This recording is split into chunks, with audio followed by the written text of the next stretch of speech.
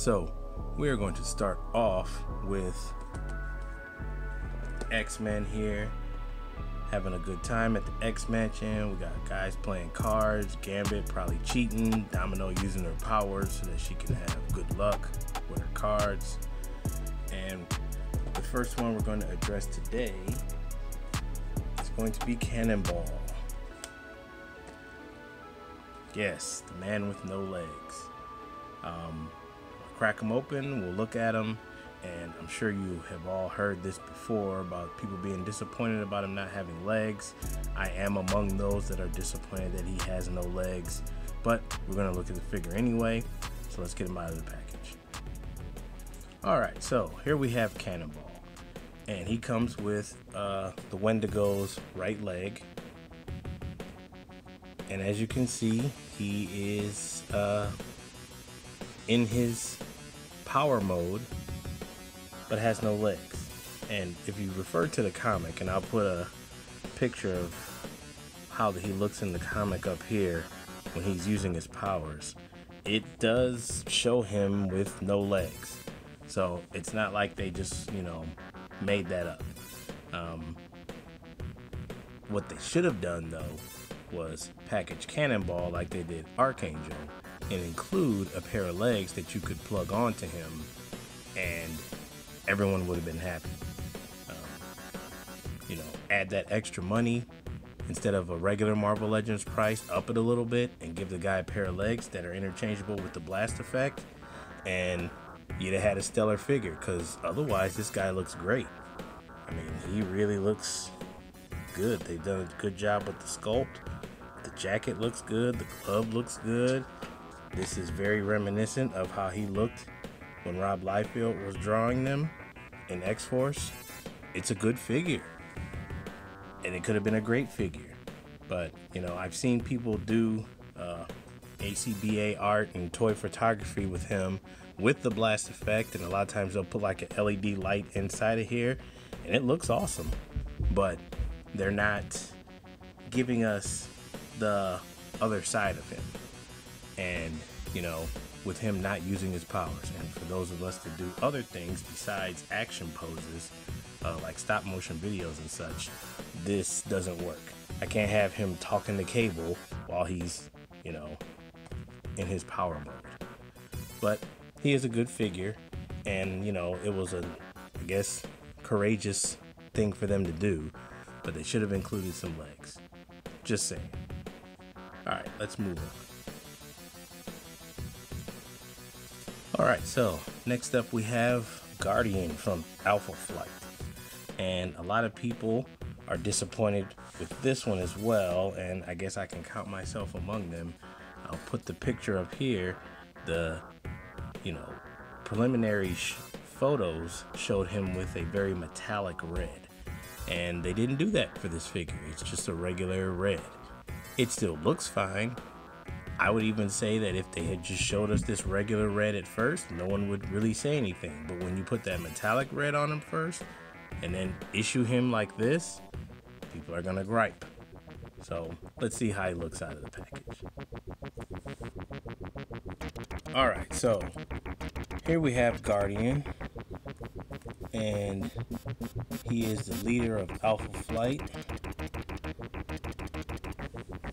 Looks pretty good. Comes with the Wendigo torso and also the Wendigo's tail. So Guardian, while he looks good and he, looks like the character for the most part, I would say the maple leaf is a little bit off here. But it looks pretty good. It's disappointing because we thought we were getting the version that they showed us in the promos here, which had the metallic red. Had this had the metallic red, it's a completely different ballgame. But it's a decent figure. It's got a good head sculpt. I do like the head sculpt. He's looking very serious. I like how the mask is sculpted. Has his furrowed brow here and the mean look. So, I mean, it's a good figure. Just could have been a really, really good figure. Maybe a great figure. had they have stayed with the promo images. But, well, it is what it is. Alright, so we have Boom Boom here, another member of the 90s New Mutants, and then their transformation into X-Force. And, you know, from outside of the package, she looks very, very good. She looks like how she looked in the comic book.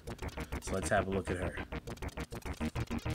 So here we have Boom Boom, and she comes with the left leg to the Wendigo. She also comes with another head sculpt. It looks good. The one she comes with has the bubble gum in her mouth. This one is just a regular look. Glasses are not removable, but she looks good. Hair actually looks really good. They really did a good job with her hair.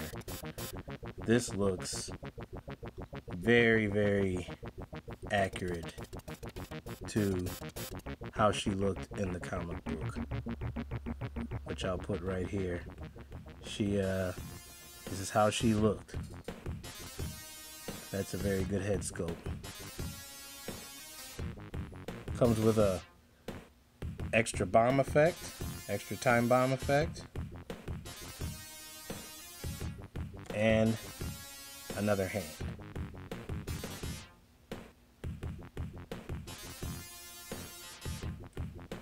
And here is Boom Boom.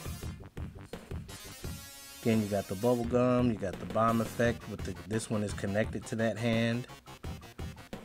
And she looks good. I mean, she's very well done. I don't really have any complaints about her.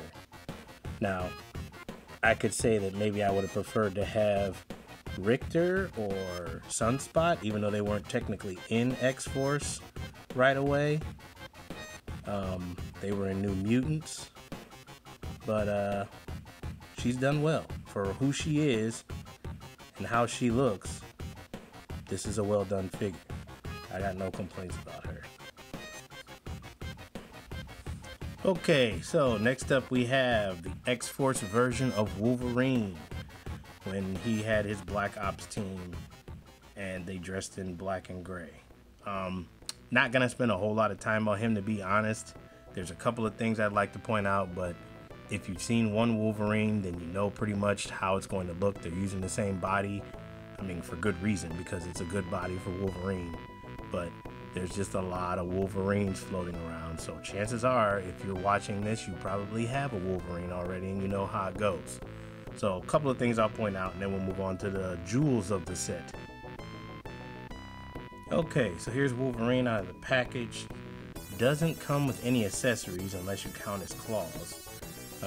You do get the Wendigo head, and I think this part of the Wendigo is the part that some people are not fully happy about, because it isn't not very how should I put this, it's not reminiscent of the comic book head. His hair looks weird compared to that. He looks, I mean, it's not like it's a bad head. It just doesn't look like how it looked in the comic book. I mean, he looks like a monster for sure, like a scary monster, but doesn't all the way look like how he looked in the comic book. As for Wolverine, looks good. The fins or the side portions of the mask look new. The claws are new, and that's what most people are very happy about, these bigger, kind of wider claws. Those look really good, and they stay in a lot firmer too. He comes with the claws in, and as I was pulling him out of the plastic, those claws did not move. So whatever they did as far as these bigger claws, it's working out a lot better for his stability. I know with the other Wolverines, the claws always are loose and moving around and pointing in different directions. So they did a good job with that. And that's about it though, Wolverine. Mostly reused parts from his other bodies. Some of the sculpts on the gloves and boots are new. But other than that, this is a standard Wolverine body. Nothing wrong with that, but just nothing we haven't seen before. Okay, so now we are on to the crown jewels of the set. Nightcrawler and Mr. Sinister. These were the figures that I really wanted. So let's take a look at Nightcrawler first, and then we'll move on to Mr. Sinister. Okay, so Nightcrawler comes with the left arm to the Wendigo, and he also has not one but two extra head sculpts, which is, you know, I mean, we always complain that we don't get enough accessories. With this guy, they gave us two extra head sculpts. It'd be nice if they would do that for other characters, but they did decide to go with two this time. So, happy about that. He also comes with his rapier, his fancy swashbuckling sword. I kind of wish they would have gave him two, but I can live with one. And it's well done. It's very well done. Gold hilt, silver paint for the blade. So happy with that. Very happy with that. Nightcrawler himself is very well done. Very well done. His head sculpt that he comes with is like a stoic kind of serious look. Got the ears, got the yellow eyes. I would say if I had a minor gripe, I would wish that the eyes were a little bit brighter yellow, because they kind of, in the comic book, they almost glow. But I guess I can dab a little yellow paint in there to make them glow a little bit more. But the head sculpt is very good. He's got his signature 2 fingers and 1 thumb. He's got a tail that does not have a bendy wire in it, but it does move at the base. So you can twist it around and get some articulation there. Has regular articulation as far as knees and ankles. You know, the Toy Biz one had a whole bunch of articulation points with the feet. I'll show you those in a second. Also with the hands. Many of the Toy Biz figures had that kind of articulation, so they really went all out with Nightcrawler to give you as much posability as they could with that Toy Biz version. Here I have the Toy Biz version here, and as you can see with his feet, he's got a articulation point there. You got the hinge here. The back toe had articulation, and the front toes had 2 points of articulation. So, I mean, this Nightcrawler was really well done for its time. I would say the only thing about this Nightcrawler that doesn't look good still are the ball hips. The ball hips look hideous. Okay, there's just no other way around it. I'm sure back in the day when people were buying this, they didn't care about the ball hips because all the figures had ball hips, but now it just looks dated. It looks very bad. Everything else though is really looking good, and it had a bendy wire in the tail, so you could put it all types of different ways. This figure still looks good. Hard to say if it's quote unquote better, or you know, if it's that much better than the new one. I do like the new one. In fact, I really like the new one, but that old one is not bad at all. Not bad at all. Alright, let's have a look at Mr. Sinister. Okay, so here we have Mr. Sinister. He is a big guy. Bigger than I expected him to be, actually. Let's have a look at him. And there is the big bad himself, Mr. Sinister. And he is awesome looking. There really isn't any other way to put this. They knocked the ball out of the park with this figure. From the all new sculpts for his body, to the face sculpt, to the way they did the cape, the shoulder pads, the boots, the paint, like the color of the metallic parts. I mean, this guy is, I want to say, almost flawless. I really can't think of anything else that they could have or should have done that is something that would make this figure not be a crown jewel, because that's what it is to me. I mean, this guy is spectacular. Just to take a look at him real quick, you got this metallic sheen on the metal parts of him. You got these shoulder parts that are soft so it doesn't hinder articulation. You got his patented double boot with the ankle part and the knee-high boot. You have the face sculpt, which is very evil and maniacal looking. You have this cape with the pieces parts. You have a double layer here. You got an outer layer and an inner layer. I mean, wow. This one is a home run. Okay, that's a great figure. That's up there with Beast and figures like that. Like, that's a great figure. And he comes with the other arm for the Wendigo. But like I said, you know, I'm really, really happy and impressed with this Mr. Sinister. I don't have the Toy Biz Mr. Sinister, so I can't really do a comparison, but from what I've seen from the Toy Biz version, this one destroys that one. And that one was a good figure. I was looking for it, wanted to try to get it before I knew I was going to get a new Mr. Sinister. But man, this one is awesome. It's spectacular. I really don't have anything that I can say that's wrong or that they missed out on with this figure. Spectacular. Great job. All right, let's take a look at the Wendigo now. Okay, so here we go. The Wendigo in all his glory.